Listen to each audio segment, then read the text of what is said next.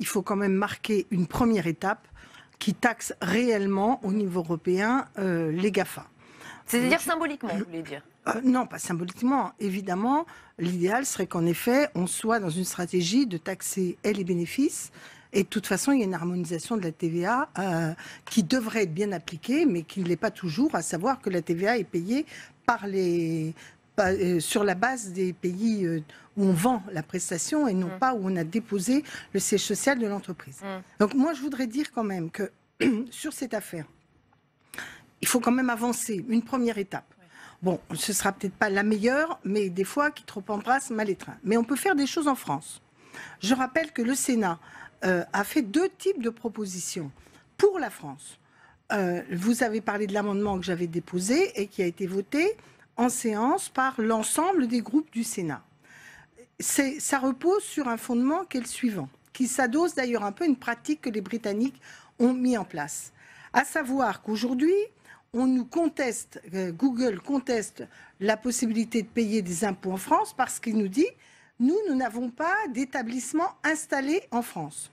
Sauf qu'il n'y a pas dans le droit français de définition de l'établissement installé en France. Du coup, on prend les normes internationales en vigueur et c'est comme ça que le Conseil d'État, le Conseil constitutionnel ou même le tribunal, d'ailleurs je crois, le tribunal a considéré que le fait que la France exige du passif de Google était infondé.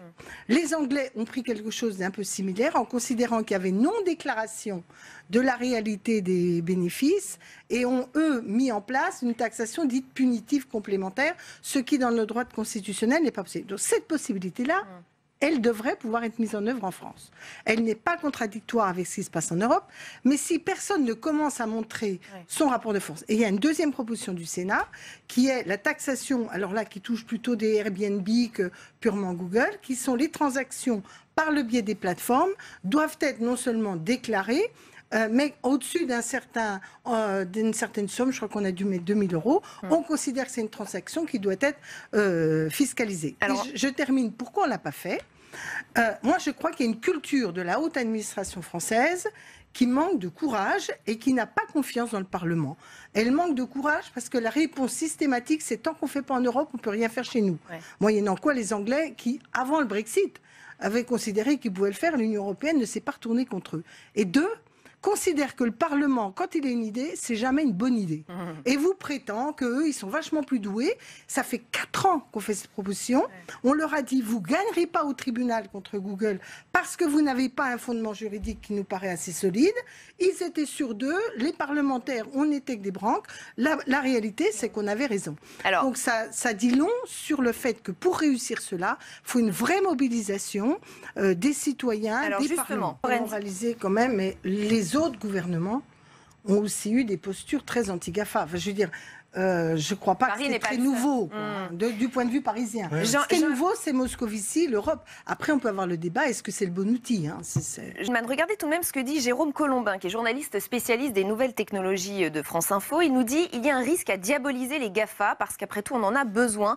C'est eux qui ont l'argent, eux qui ont les cerveaux, donc c'est eux qui drivent aujourd'hui l'innovation. Est-ce qu'il y a des risques à fâcher ces GAFA, à se les mettre à dos, pour le dire un peu plus vulgairement ? Non, je ne crois pas qu'il y ait de vrais risques, parce que autant quand vous avez Arcelor, que vous taxez Arcelor, parce que le coût du travail, tous les débats, on peut discuter, parce qu'il peut enlever son usine pour la mettre ailleurs. Mais Google, il fait plein de profits en France. Il ne va pas partir. Facebook, ils ne vont pas partir. Parce qu'on est juteux, les Français, pour eux. Donc, être ferme, et l'Europe encore plus. Donc, être ferme vis-à-vis d'eux, quelle rétorsion ils ont face à nous ?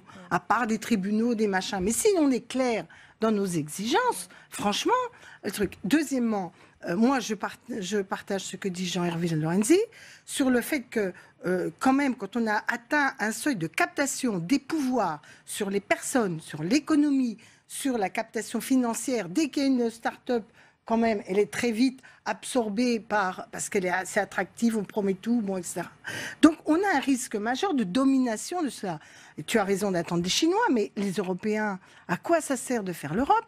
Et là, pour le coup, je ne suis pas une amie de Mme Merkel, mais je me rappelle qu'elle avait voulait mettre sur la table ce qu'elle appelait un Internet européen. Il est urgentissime. Et là, on est quand même hypocrite parfois. J'entends le patron de Microsoft. Ah, il est très content de la France, Microsoft. Il a le monopole quasiment de tout le système de l'éducation nationale qui passe par Microsoft, dont il a toutes les informations, toutes les données, qui lui rapportent beaucoup potentiellement. Alors, et on devrait obliger les administrations à soutenir les logiciels libres. Et on aurait tendance à croire que c'est le pot de fer contre le pot de Feynman. Oui, enfin, moi, je n'étais pas très convaincue par cette... Je voyais bien l'état d'esprit de dire qu'il y a potentiellement de la recette dans les GAFA. Et deuxième sujet majeur, on n'est pas justement rémunéré par le fait que on est nous-mêmes acteurs du profit de ces entreprises. C'est ce que dit Julien Drey, on travaille tous les jours. Oui, sauf que je préfère quand même qu'on encadre bien la protection des données personnelles, la capacité de ne pas les faire partir en dehors de l'Europe, ça c'est le problème des stockages. Je trouve qu'il est plus important dans cette phase-là de trucs. Alors par ailleurs, quelque part, la proposition que vous faites au Parlement européen, elle est quand même adossée aux consommateurs habitant en France, enfin en Europe. Hein, donc, quelque part, elle rémunère l'usager de ces... Très jolie forme. Pour ma part, en tout cas, je pense que c'est... Je voulais juste dire une chose. Rapidement, Madame Niel. Si la taxe est proposée par Moscovici est votée, et parce que l'implication franco-allemande est suffisamment forte, il faut, en tout état de cause, qu'elle ne soit pas la fin de l'histoire. Oui. Donc, quel que soit le vote, un pied dans la porte, on dise qu'il y a d'autres champs à ouvrir, parce que ce que dit M. Lamassoure sur le côté dérisoire de la recette ne peut pas nous laisser indifférents. Quand on connaît les rythmes européens, s'il faut encore 15 ans pour qu'on sorte de la solution Moscovici pour aller vers une meilleure, faudrait peut-être quand même prévoir la deuxième étape rapidement. Et ce sera le mot de la fin. Merci.